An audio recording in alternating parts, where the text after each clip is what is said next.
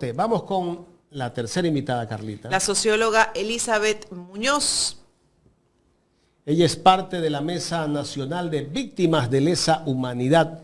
A ella le vamos a preguntar, ¿el Museo de la Memoria o el Sótano del Olvido? Es lo que se ha construido en la capital de la República. ¿Cómo le va, socióloga? Gracias por acompañarnos aquí en Ecuador en Directo. Buen día, estimado Jaime, estimada Carla.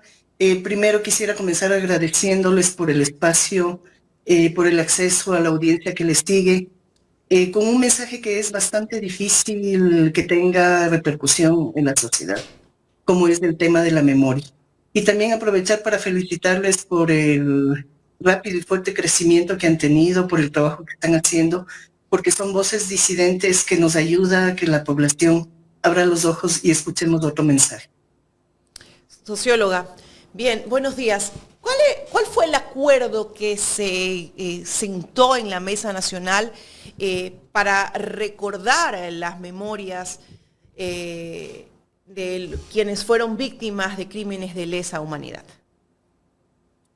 A ver, yo quisiera comenzar poniendo en contexto de dónde sale este mandato de la creación del Museo de la Memoria. Hay que recordar que el Ecuador en las décadas de los 80 y 90, comenzando desde los 70, también fue parte del Plan Cóndor. No estuvimos exentos de esa política de represión, de violaciones a los derechos humanos que se instauró en toda América Latina. Si bien es cierto, en el Ecuador no hemos contado por decenas de miles las víctimas, como en Argentina 30.000 desaparecidos, o en el Perú 60.000 quichohablantes exterminados, pero en el Ecuador también sucedieron graves violaciones de derechos humanos. Es por eso que por la lucha de las víctimas y de los familiares de víctimas, en el 2007 logramos que se cree la Comisión de la Verdad. Esta comisión investiga el periodo comprendido entre 1984 y el 2008.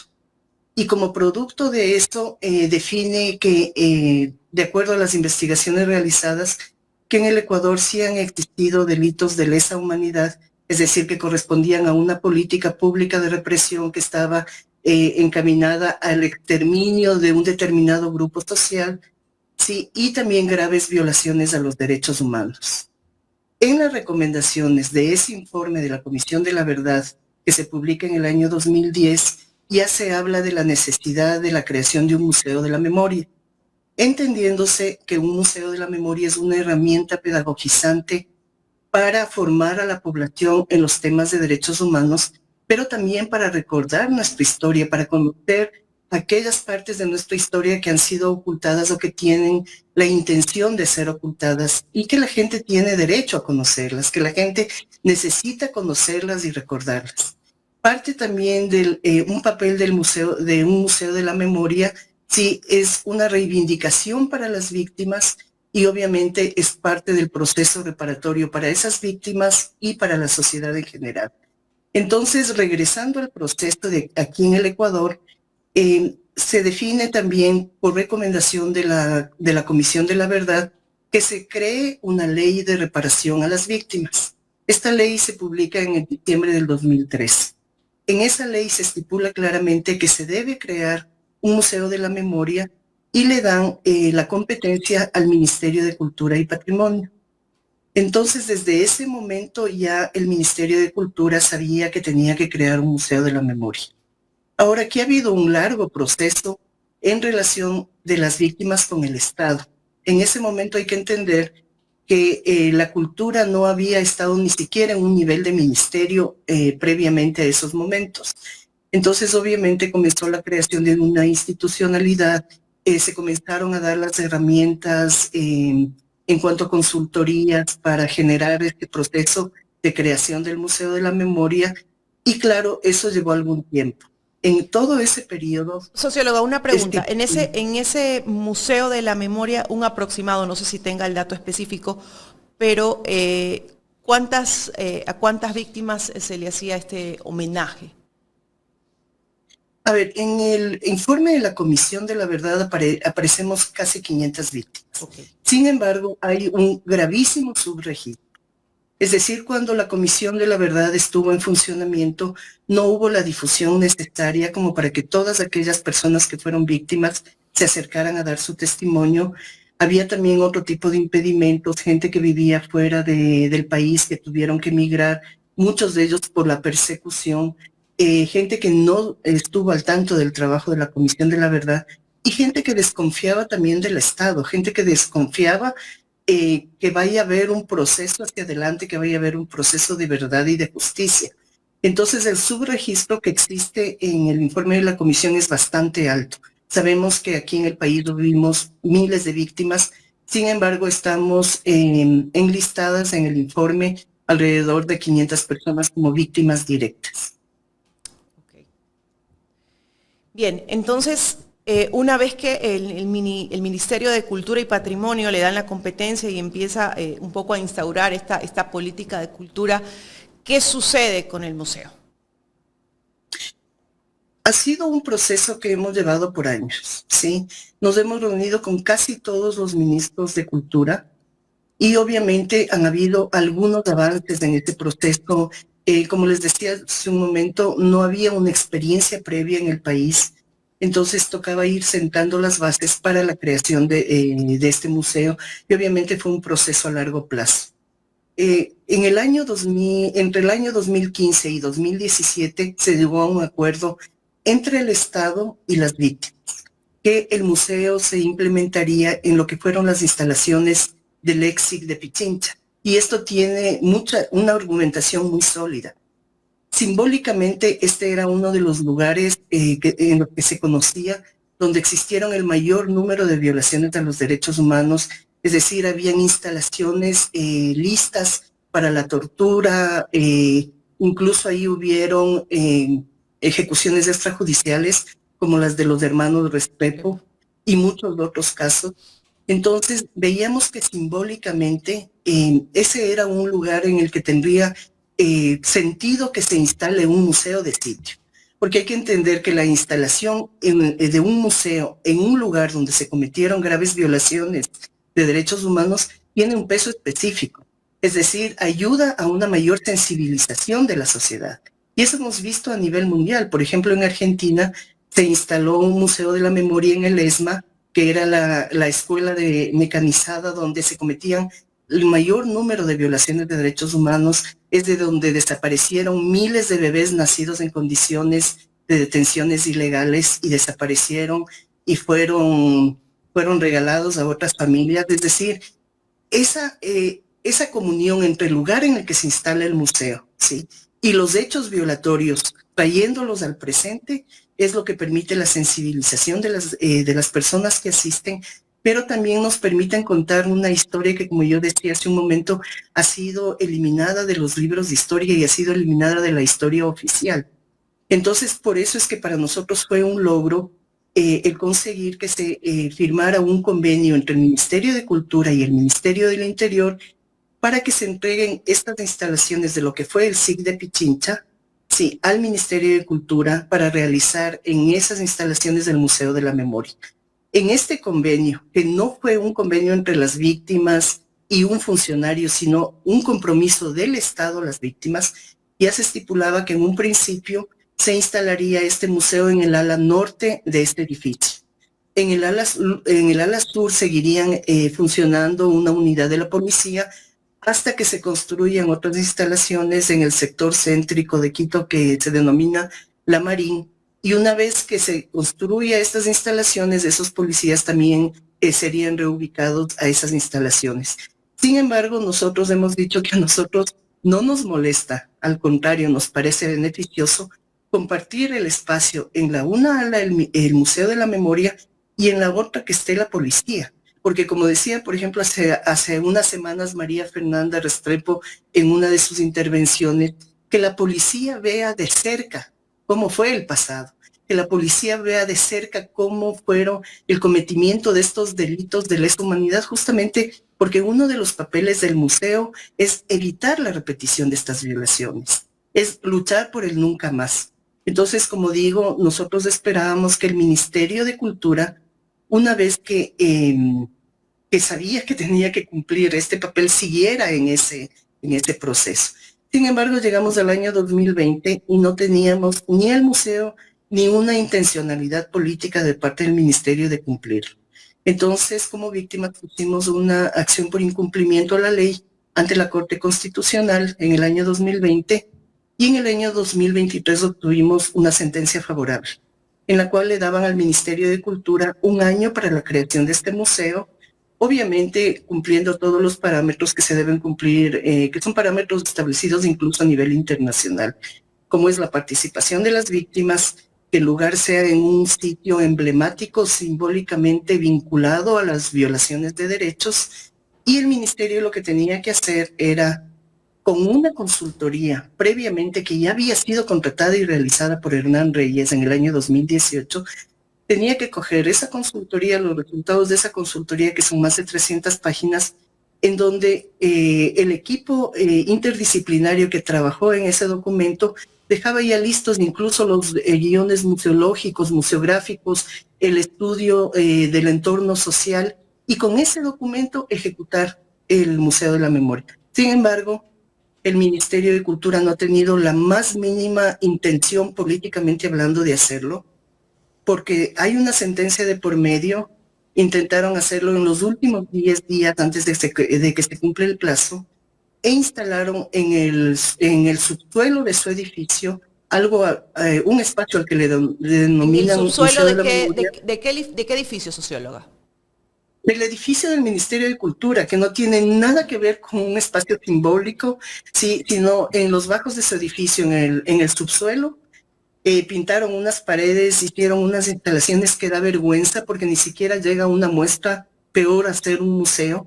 Pero lo que más nos preocupa, aparte de la revictimización y aparte de esta actitud de la ministra de Cultura, Romina Muñoz, quien dijo, esto es lo que hay, es de esto o nada, aquí no hay recursos, no nos han dado recursos y es de esto.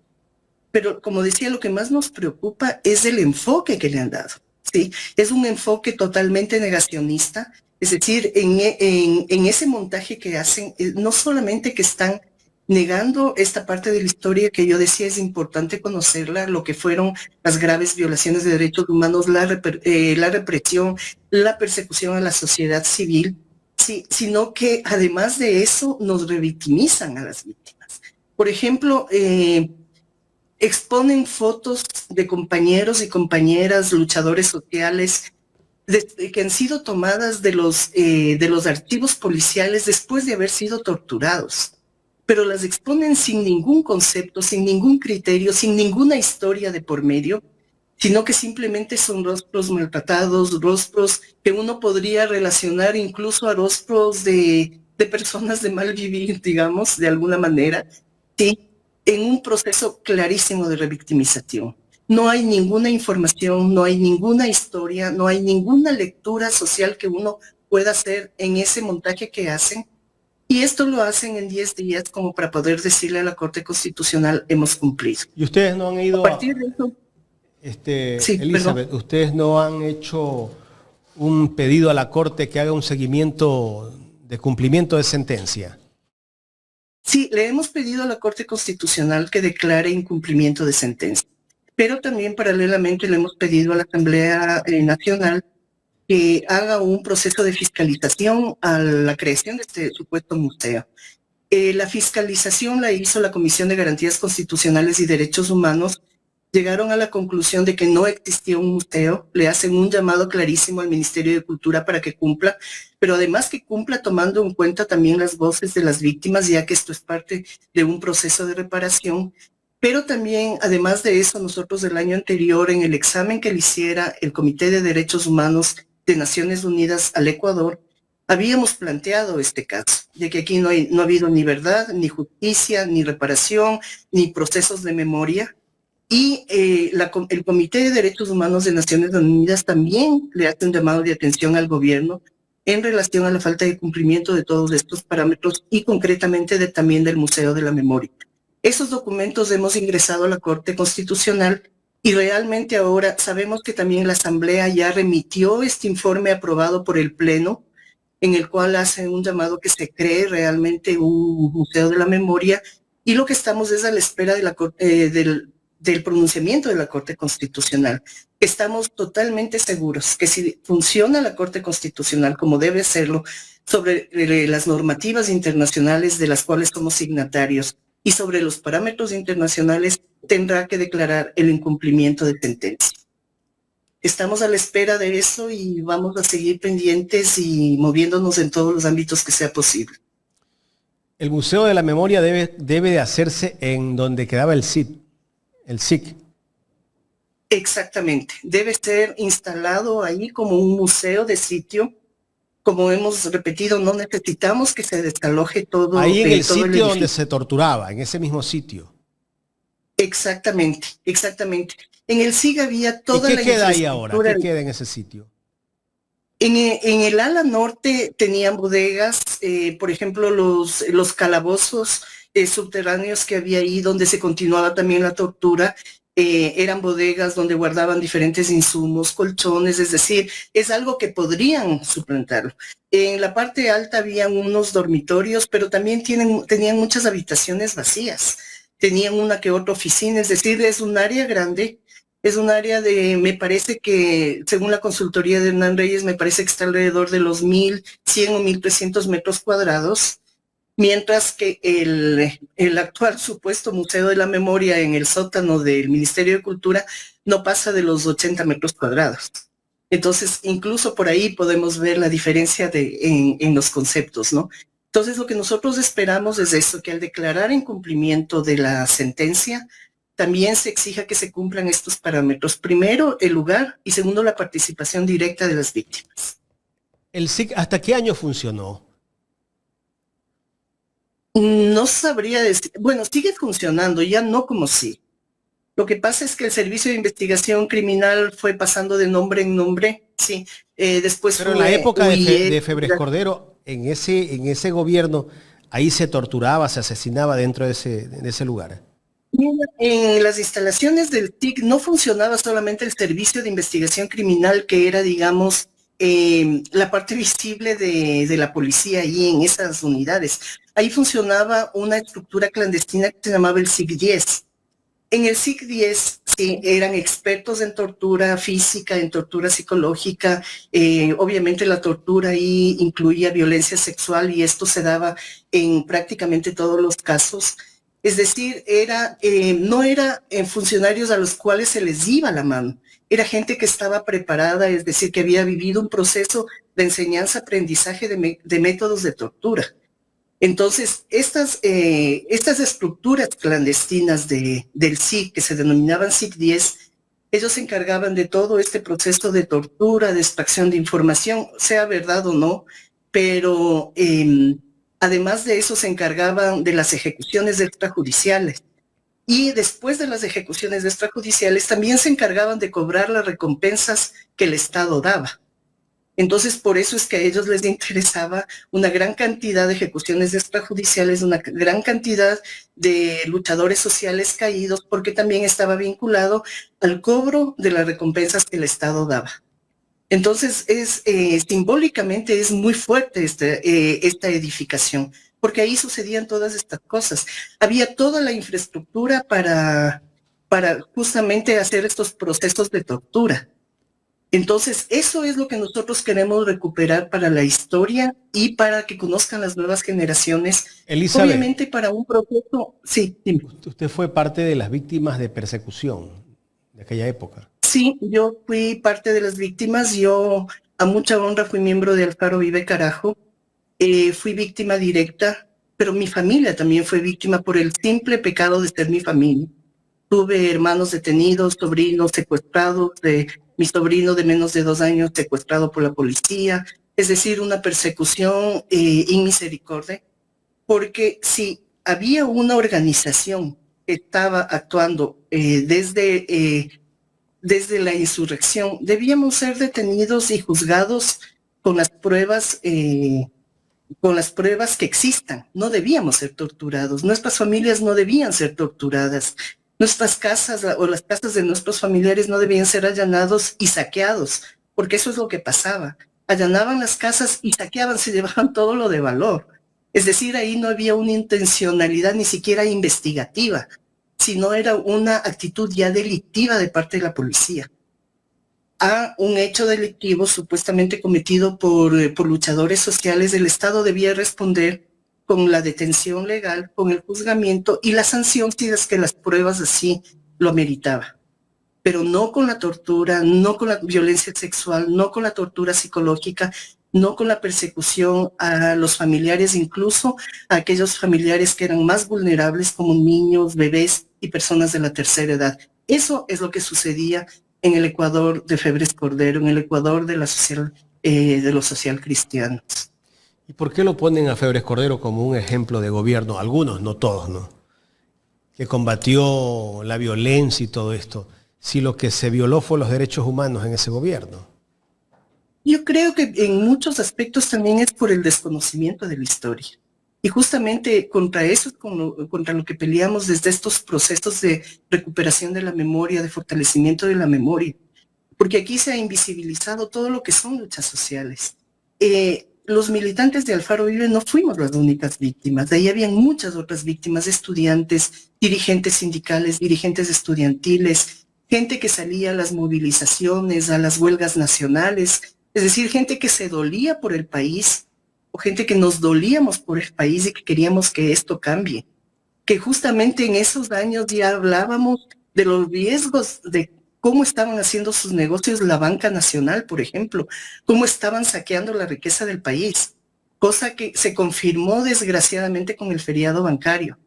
Pero ya en esos años, en los años 80, nosotros en los años 80, 90, hablábamos del riesgo que implicaba una banca llena de tanta avaricia, de tanta codicia, sí, que no les importaba el daño que estaban haciendo al país, o los empresarios, los grandes empresarios, los grandes exportadores. Entonces, no les convenía a ellos, a estos poderes económico, político, incluso militar, que se conozcan estas partes de la historia. Y realmente fue totalmente tergiversada y manipulada la historia. Entonces, le han convertido a Febres Cordero incluso en los textos de historia, y eso es algo que nosotros también hemos solicitado a nivel internacional, que como una medida de reparación, no se lo mantenga como un héroe a una persona que fue un perpetrador y un delincuente porque él cometió delitos de lesa humanidad. La lesa humanidad no significa que a un funcionario se le vaya la mano. La lesa humanidad implica que hay una política de represión instaurada desde la máxima autoridad. Por eso, en los casos de lesa humanidad que se han logrado judicializar, se va a las cabezas, porque es una política nacida desde las autoridades. Y eso también sucedió aquí en el Ecuador. Había una política de exterminio. El ser joven ya de por sí era un delito. Entonces a los jóvenes se les perseguía, se les encarcelaba, se les torturaba, se les violentaba sexualmente. Sí, porque esos eran mecanismos también para que la gente deje de luchar. El miedo llevaba a la paralización. Y eso también yo veo que ahora se está repitiendo, no solamente en relación a las graves violaciones de derechos humanos que se están dando en este momento, sino a intentar paralizar a la población en sus respuestas, en sus sanas respuestas desde la rebeldía a través del miedo y del pánico. Y eso precisamente es algo que nosotros hemos luchado porque no siga sucediendo. Ahora, la ventaja también de alguna manera es que en organismos internacionales están claros que en el Ecuador en la actualidad se vive un periodo de graves violaciones de derechos humanos. Y eso de alguna manera permite que desde el exterior, al menos a nivel internacional, comience a generarse una actitud de vigilar qué es lo que está pasando en el país. Pero también debe haber una corresponsabilidad desde la población, desde el interior, desde acá, desde nosotros y nosotras. Debe haber una corresponsabilidad en la denuncia, en no permitir, en empoderarnos de nuestros derechos y pelear justamente por esos derechos. Y en esa línea es que estamos nosotros actuando ahora. Elizabeth, quiero agradecerle por el tiempo que nos ha brindado para contarnos toda esta situación que ustedes están viviendo, y ojalá pues la Corte Constitucional haga el seguimiento del cumplimiento de esta sentencia. Muchas gracias, Jaime. Yo, para terminar, quiero pedirles a ustedes que son periodistas comprometidos con los procesos sociales y sobre todo con la verdad, que nos ayuden a hacer un seguimiento y una presión sobre este proceso a la Corte Constitucional. Pero también quisiera tomarme un minuto, sí, para hacer una denuncia en relación a la Defensoría del Pueblo en la actualidad. La Defensoría del Pueblo ha publicado un documento en el cual se atribuye el proceso de fiscalización que ha llevado la Asamblea Nacional a este mal llamado Museo de la Memoria como una actividad realizada por la Defensoría del Pueblo. Yo sí quiero denunciar que la Defensoría del Pueblo no solo que no ha tenido nada que ver en ese proceso, sino que nos han utilizado a las víctimas para presentarnos en sus informes y en sus rendiciones de cuentas como casos de víctimas reparadas, cuando en realidad no hemos tenido absolutamente ningún apoyo de la Defensoría del Pueblo como tal.